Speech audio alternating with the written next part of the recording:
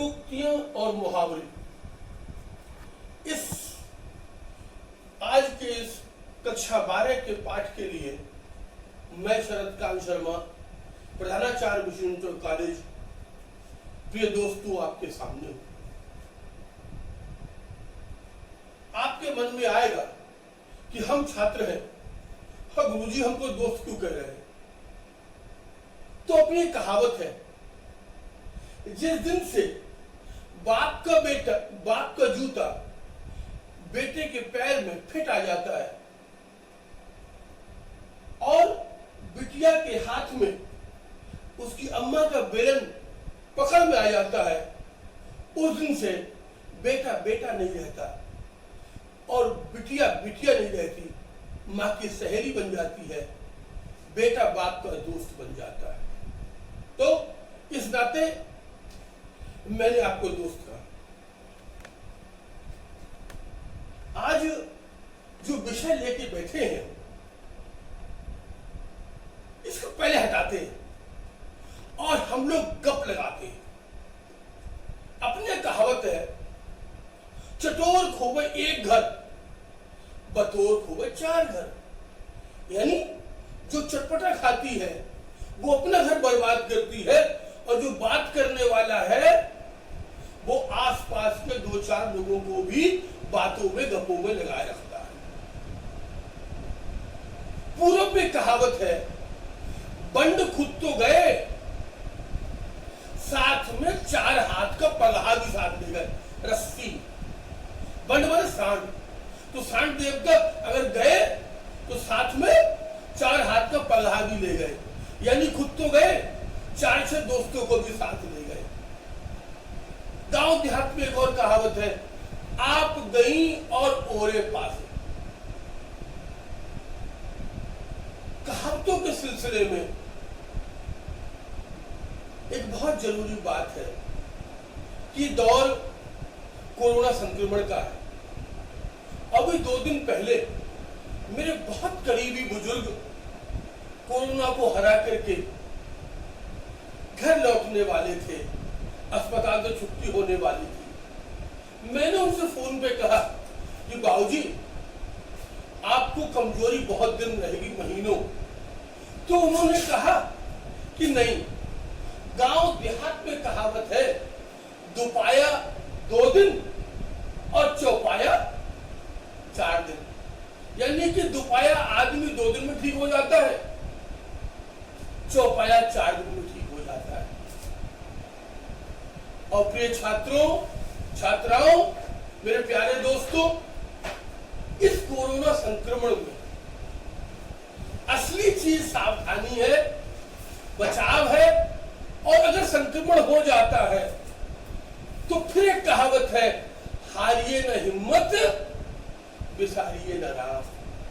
हिम्मत बनाए रखनी है और ईश्वर को याद रखना है, ये मुसीबत संक्रमण की बीमारी आपसे निकल जाए।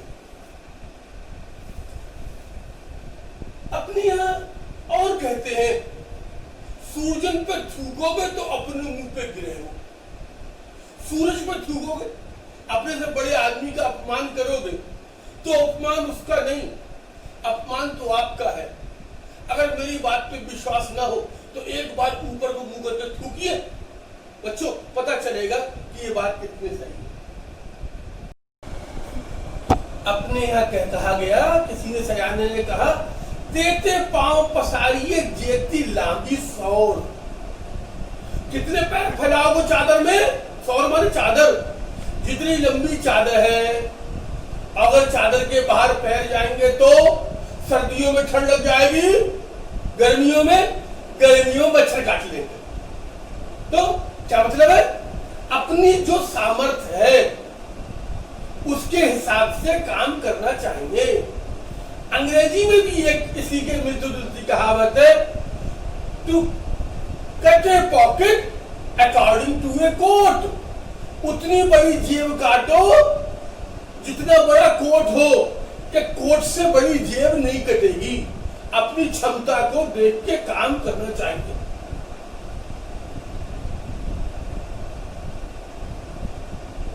मिथिला में एक कहावत मैंने पढ़ी जो पंचलेट कहानी में है, भाई रे गाय लू तो दूहे कौन। पंचों ने पंचलेट ले आए मगर जलाना नहीं आता था। कल पुर्जे वाली चीज है तो कहा भाई गाय तो ले ले, चीज तो हमारे पास हो, हथियार हो, मगर उसका इस्तेमाल भी हमको आना चाहिए। भाई रे गाय लूं तो दूहे को। अरे भाई चश्मा कहाँ है? चश्मा आंखों पे लगा है, बगल में छोरा गांव में ढिंढोरा। देखा इसे, देखा, गोद में छोरा गांव में ढिंढोरा, चश्मा आंखों पे है। अब मैं कह रहा हूं कि चश्मा कहाँ है? गोद में छोरा गांव में ढिंढोरा, बेमतलब में शोर मचाना। सावन के अंधे को हरा ही हरा दिखाई देता है। सावन के मतलब जो सावन के महीने में जिसकी नेत्र गए हो तो उसके मन में तो आखिरी स्मृति रही होगी। जो जैसा व्यक्ति होता है उसको वैसा ही दिखाई देता है। तो अब तक जो हमने चर्चा की है, कहावतों की चर्चा की है, और जो विषय हमारा है लोकोक्ति। लोकोक्ति का मतलब है लोक उक्ति, लोक धर उक्ति। लोक माने लोग,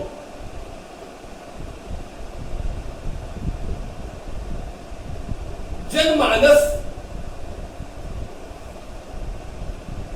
जनमानस, जनमानस में कही गई उक्ति, लोकोकथन, बात, कहावत।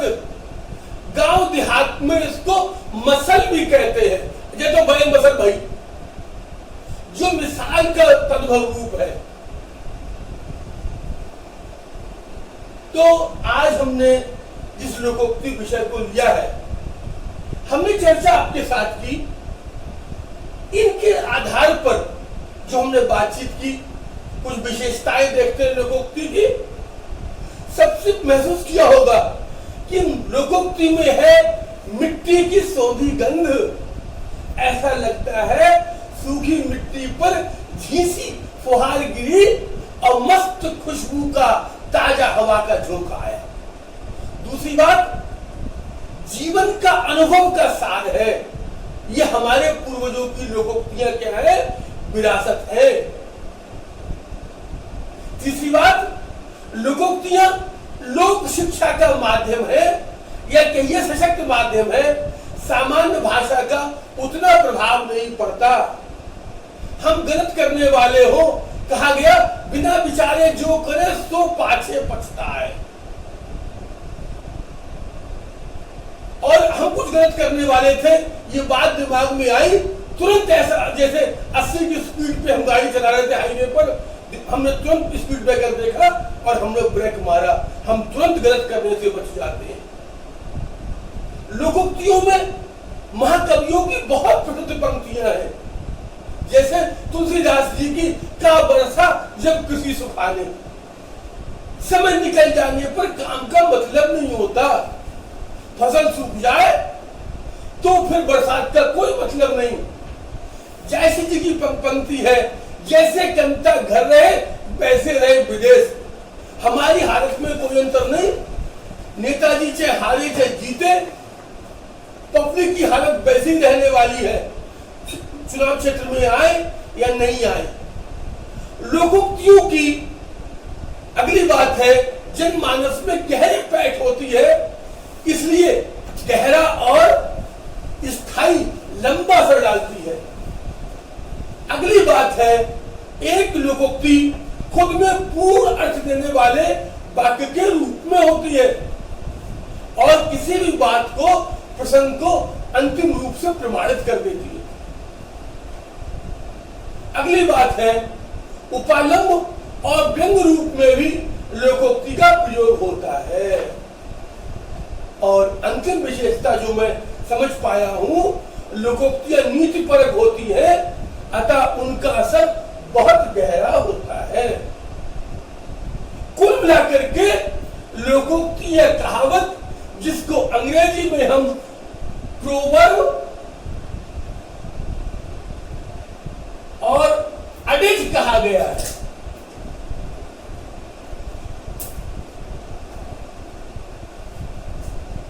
ये अडिज कहा गया है हमारी जमीन से जुड़ी हुई, हमारे पूर्वजों के जीवन भर के ज्ञान और अनुभव का हमारे लिए बेशकीमती खजाना है। तो देखिए दोस्तों, मैंने जब से चर्चा की लोकोक्तियों के बारे में, और अब मैं मुहावरे की बात करता हूं। जो शब्द है मुहावर,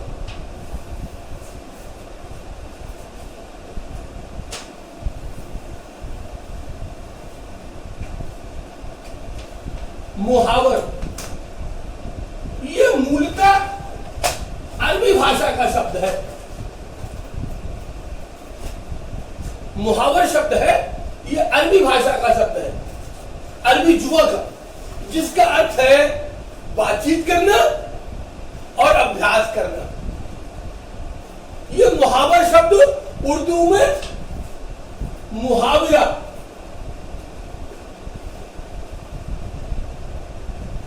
और हिंदी में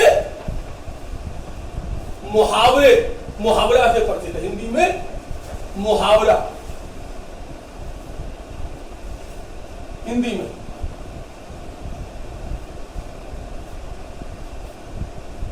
उर्दू में मुहावर। अब मुहावरा शब्द हिंदी में एक ऐसे वाक्यांश के रूप में प्रयुक्त होता है, वाक्य का अंश है जिसका अवधेयार्थ यानी शाब्दिक अर्थ कुछ होता है, मगर उसका वास्तविक अर्थ, लक्ष्यार्थ कुछ विशेष और विचित्र होता है। इसको मैं आपको दिखाता हूं।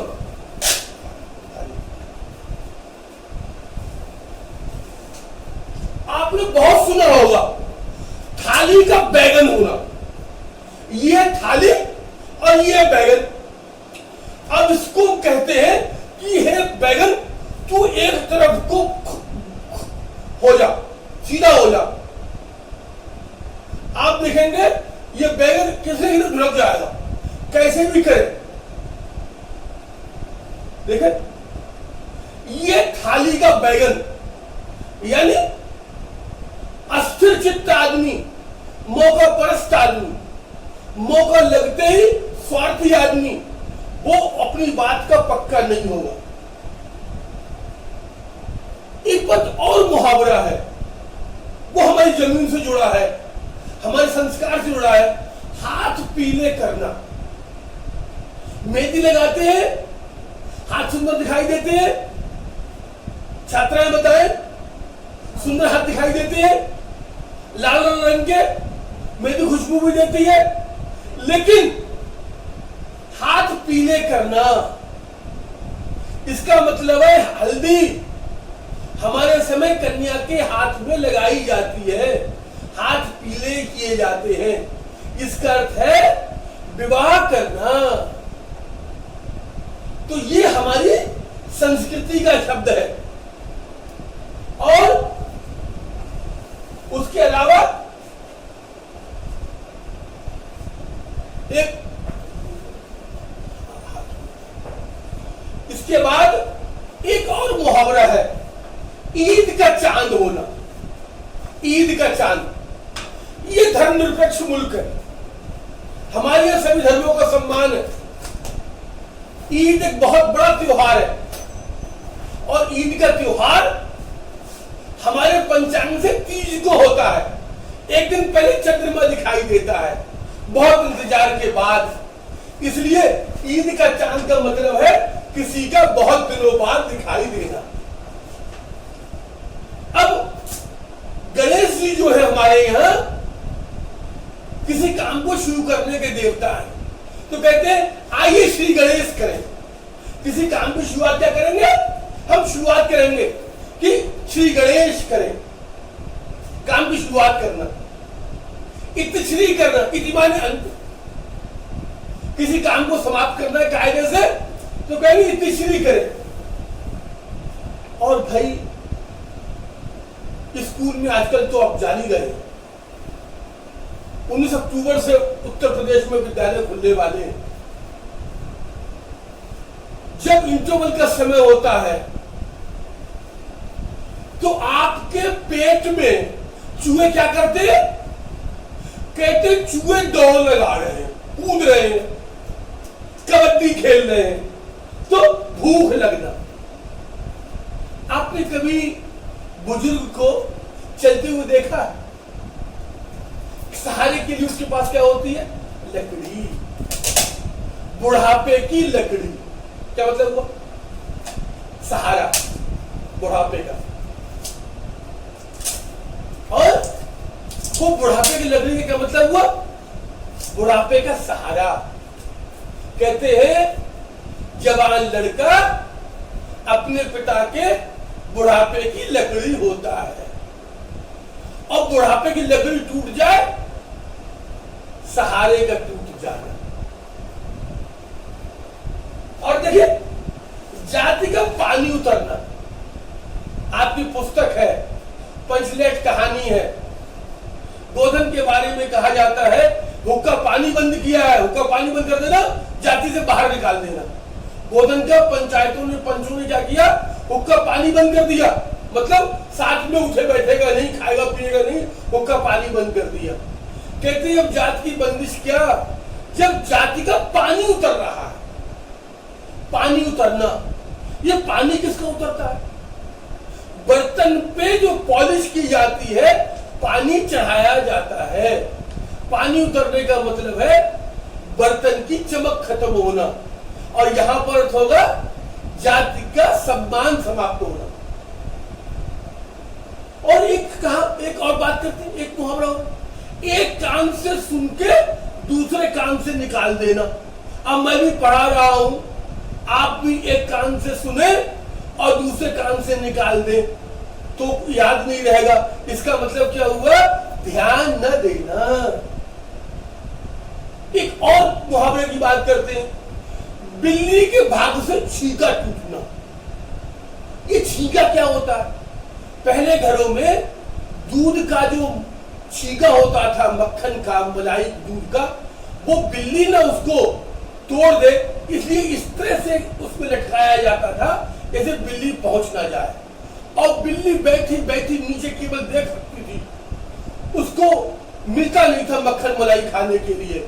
अब कभी ऐसा हो कि रस्सी कमजोर पड़ जाए, छींका गिरे और जो मटकी टूट जाए और बिल्ली को मलाई खाने को, चाटने को मिल जाए, तो बिल्ली के भाग से छींका। एक और सुना होगा कि बीड़ा उठाना। ये बीड़ा क्या होता है? राजा महाराजाओं के लिए लोग जाते थे कि साहब जो इसको उठाएगा, इस काम को करेगा, उसको मैं अपने आधा राज्य दे दूंगा, अपनी लड़की से शादी कर दूंगा। तो जो हिम्मत रखने वाले लोग थे वो आते थे और संकल्प लेते थे। थाली में पान का बीड़ा लगा रखा होता, और लोग हिम्मतली लोग जो थे, बहादुर लोग जो संकल्प लेते थे, वो बीड़े को उठाते थे, खाते थे। इसका मतलब होता था इस काम को करने का उन्होंने संकल्प ले लिया है, बीड़ा उठाना। और आकाश पाताल एक करना, इतनी मेहनत करनी, आपको बोर्ड परीक्षा में आकाश पाताल ये कर देना और अच्छे से अच्छे अंक लेकर के खुद आना, और अपने लिए और अपने माता पिताजी के लिए सम्मान लाना। तो अब तक हमने जो चर्चा की है, कुछ मुहावरों की आपसे बात की है। अब मुहावरे के बारे में हम और विचार कर लेते हैं। अब मुहावरा की विशेषताएं ले लेते हैं। हमने आपको बता दिया कि मुहावरा शब्द अरबी भाषा का शब्द है, हिंदी में उसको मुहाविर, उर्दू में मुहाविर और हिंदी में मुहावरा कहते हैं। जिसका शाब्दिक अर्थ क्या है? शाब्दिक अर्थ जो होता है, शाब्दिक अर्थ ना होकर के उसका वाच्यार्थ या लक्ष्यार्थ रहता है। जो अर्थ दिखाई देता है वो नहीं होता, संकेतार्थ या अवधेयार्थ विशिष्ट अर्थ होता है। दूसरी बात विशेषता ये है कि मुहावरे की जो मां है, जननी है, वो ये समाज है। अतः कहावत की तरह ये भौगोलिक, सामाजिक और सांस्कृतिक परिवेश से भी जुड़े होते हैं।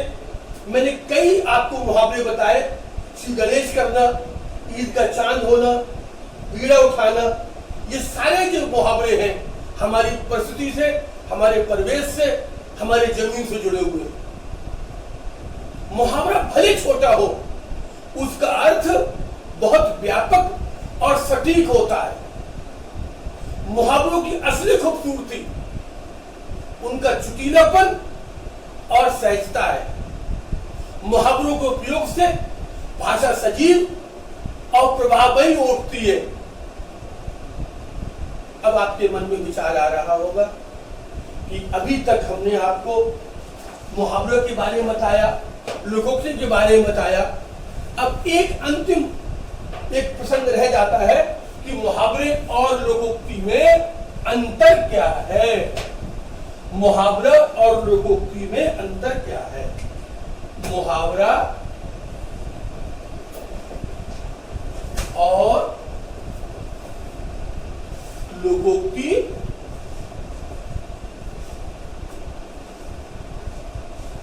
अंतर।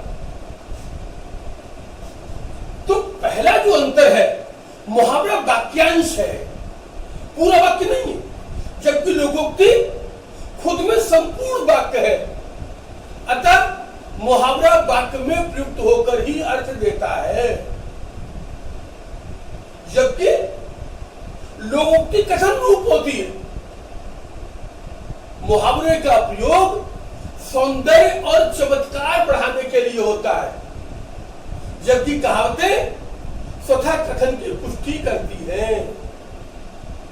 और अंत में लोकोक्ति और मुहावरों दोनों में मिट्टी की सुगंध है, जन भाषा की अमूल धरोहर है, जिनमें जनगण मन का हृदय स्पंदित होता है, दिल धड़कता है। इसके साथ में एक अंतिम सूचना देते हुए कि ये जो कक्षा है लोकोक्ति और मुहावरे की, आपकी बोर्ड परीक्षा में 2 अंक इसके लिए निर्धारित है, लेकिन जो अन्य विद्यार्थी भी है प्रतियोगी परीक्षाओं के, उनके लिए भी ये कक्षा लाभदायक है। इसके अलावा ये लोकोक्ति और मुहावरे किताब की बात नहीं है, ये जिंदगी की बात है, जीवन की बात है। और इसके साथ में मैं आपसे अनुरोध करता हूं कि चूंकि जब तक वैक्सीन नहीं आ जाती इस कोरोना की, तब तक सावधानी रहिए। 2 गज की दूरी बहुत जरूरी, क्योंकि सावधानी ही बचाव है। Precaution is better than cure, अंग्रेजी की लोकोक्ति या अदेख या प्रोवर्ब है। इसके साथ स्वस्थ रहिए, मस्त रहिए और